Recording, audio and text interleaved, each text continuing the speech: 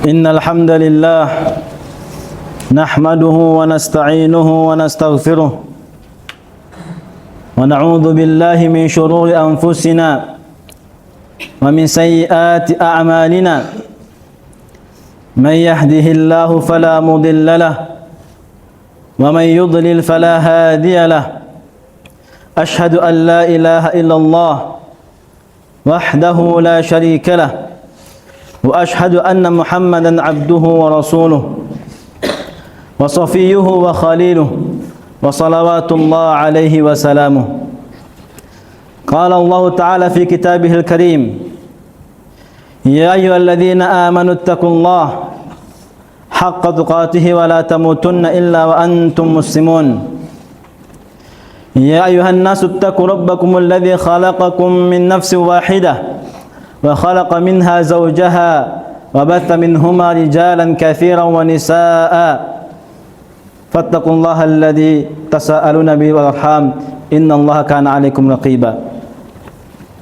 فإن أصدق الحديث كتاب الله وخير الهدى هدى محمد صلى الله عليه وسلم وشر الأمور محدثاتها وكل محدثة في الدين بدعة وكل بدعة ضلالة وكل ضلالة في النار والعياذ بالله. أما بعد، معاشر المسlimin rahimani wa rahimakumullah. Pertama-tama marilah kita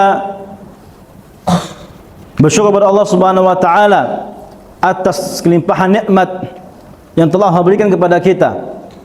Bahkan Allah Subhanahu wa taala menyebutkan dalam Al-Qur'an, wa in ta'uddu ni'matallahi la tuhsuha. Jikalau seandainya kalian menghitung nikmat-nikmatku, pastilah kalian tidak akan mampu untuk menghitungnya. Ini menunjukkan bahwasanya nikmat Allah yang ada pada diri kita sangat tak terhitung jumlahnya dan sangatlah banyak. Maka sudah sewajarnya bagi kita untuk senantiasa bersyukur kepada Allah dan mengucapkan kalimat alhamdulillah dan menggunakan nikmat tersebut di dalam ketaatan kepada Allah Subhanahu wa taala. Kemudian marilah kita senantiasa mengucapkan salawat kepada baginda Nabi kita Muhammad sallallahu alaihi wasallam, yang mana beliau memerintahkan kita untuk senantiasa bersalawat kepadanya. Man shalla alayya wahidatan sallallahu alaihi asyra. Barang siapa yang bersalawat kepadaku sekali, kata Nabi sallallahu alaihi wasallam, maka Allah Subhanahu wa taala akan bersalawat kepadanya 10 kali.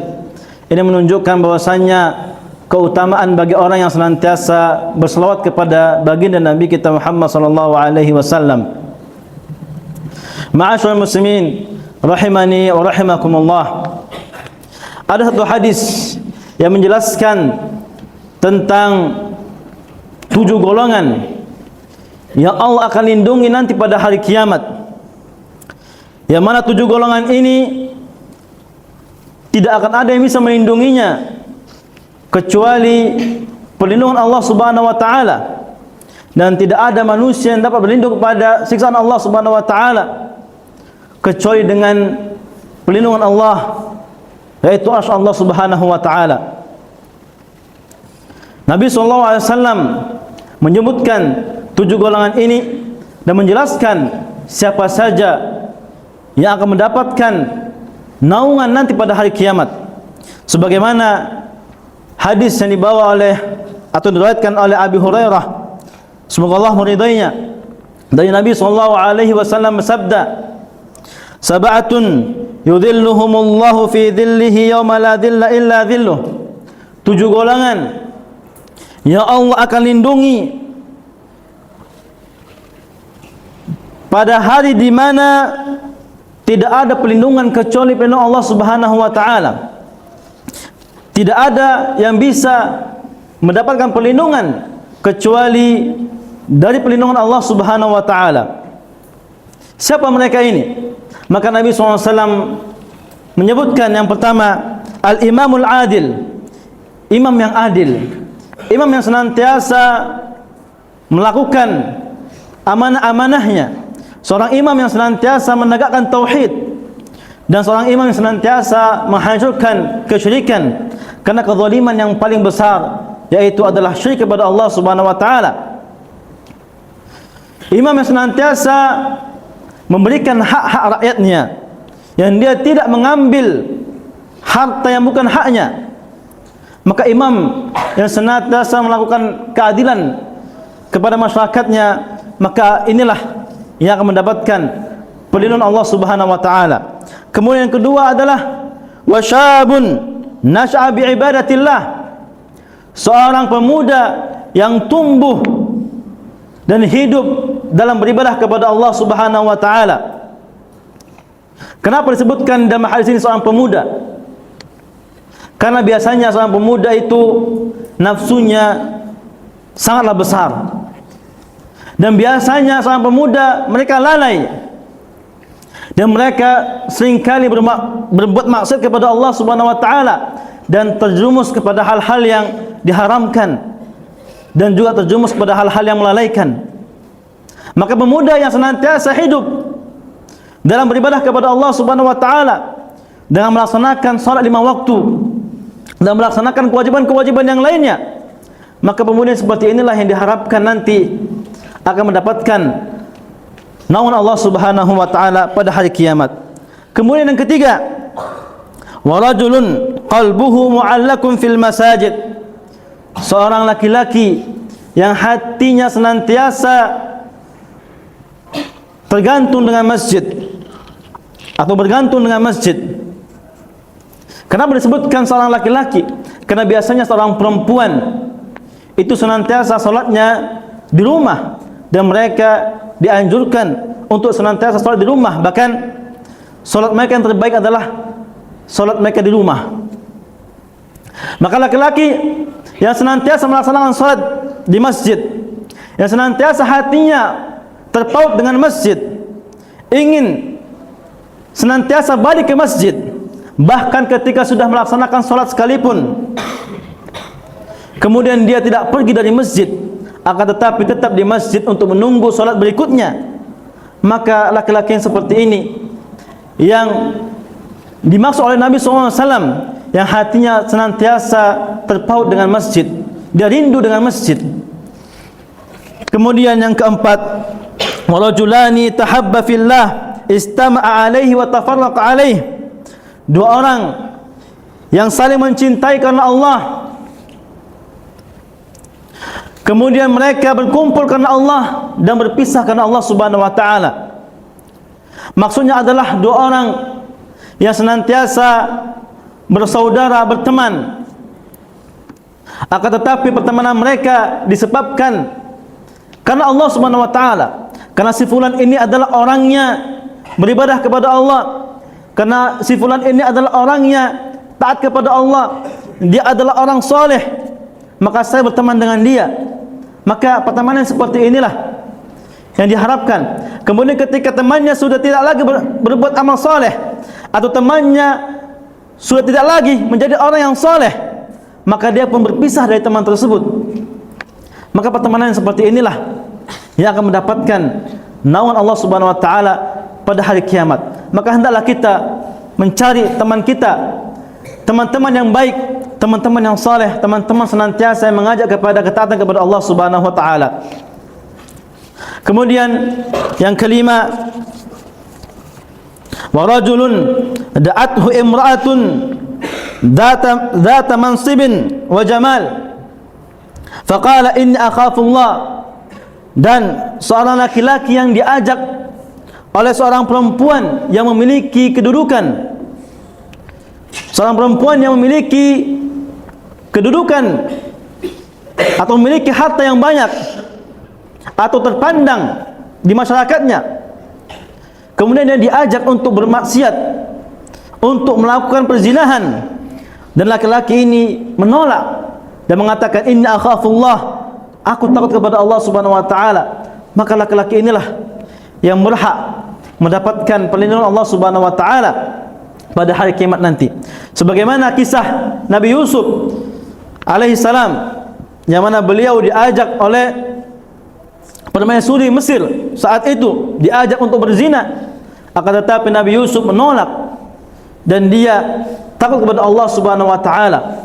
Inilah golongan yang kelima yang akan mendapatkan naungan Allah Subhanahu wa taala pada hari kiamat. Kemudian yang keenam, wa rajulun tasaddaqa bi sadaqatin fa akhfaha hatta la ta'lam shimaluhu ma tunfiqu yaminuhu. Seorang yang bersedekah dengan tangan kanannya, seseorang yang bersedekah dengan satu sedekah dan dia menyembunyikan sedekah tersebut sampai tangan kirinya tidak mengetahui apa yang disedekahkan oleh tangan kanannya. Ini perumpamaan dari Nabi sallallahu alaihi wasallam. Yang maksudnya adalah sampai orang yang terdekat dengan dia, istrinya atau anaknya, tidak mengetahui apa yang disedekahkan. Ini menunjukkan bahwasanya keutamaan menyembunyikan sedekah. Ketika kita hendak bersedekah, maka jangan sampai sedekah kita ini rusak dikarenakan banyaknya orang yang mengetahui. Karena biasanya kalau sudah diketahui oleh orang, maka orang akan memuji, dan ini akan membuat kita terjumus kepada kemaksiatan, yaitu riya. Maka orang yang menyembunyikan sedekahnya, maka akan lebih selamat dari dosa riya. Maka orang seperti inilah yang akan mendapatkan perlindungan Allah Subhanahu wa taala pada hari kiamat, karena dia lebih ikhlas dalam bersedekah. Kemudian yang ketujuh atau yang terakhir yang disebutkan dalam hadis ini, wa rajulun dzakarallahu khalian fafadat aynah, yaitu seseorang yang mengingat Allah Subhanahu wa taala dalam keadaan sendiri. Dia mengingat Allah Subhanahu wa taala, berzikir kepada Allah Subhanahu wa taala, kemudian dia meneteskan air mata karena takut kepada Allah Subhanahu wa taala. Dia mengingat dosa-dosanya, dia mengingat amalan-amalannya sedikit, kemudian dia menangis. Bagaimana nanti dia akan menghadapkan atau berhadapan di hadapan Allah Subhanahu wa taala untuk mempertanggungjawabkan atas semua amal-amalan dia, sehingga dia menangis karena hal itu. Dia menangis mengingat Allah dalam keadaan sendirian. Maka orang seperti inilah yang akan mendapatkan perlindungan Allah Subhanahu wa taala pada hari kiamat. Ma'asyiral muslimin rahimani wa rahimakumullah. Inilah 7 golongan yang Nabi sebutkan dalam sebuah hadisnya. Tentu para ulama menjelaskan, bukan 7 golongan ini sajalah yang akan mendapatkan perlindungan nanti pada hari kiamat. Akan tetapi Nabi SAW menjelaskan bahwa 7 golongan ini sudah pasti akan mendapatkan perlindungan nanti pada hari kiamat. Maka hendaklah kita berusaha untuk menjadi salah satunya.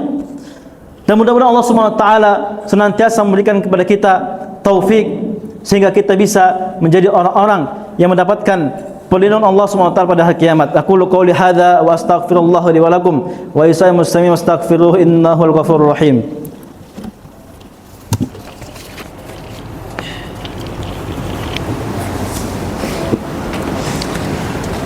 Alhamdulillahi rabbil alamin, wassalatu wassalam ala asyrafil anbiya'i wal mursalin, nabiyina Muhammadin wa ala alihi wa ashabihi wa man tabi'ahum bi ihsanin ila yaumiddin. Amma ba'd. Ma'asyiral muslimin rahimani wa rahimakumullah.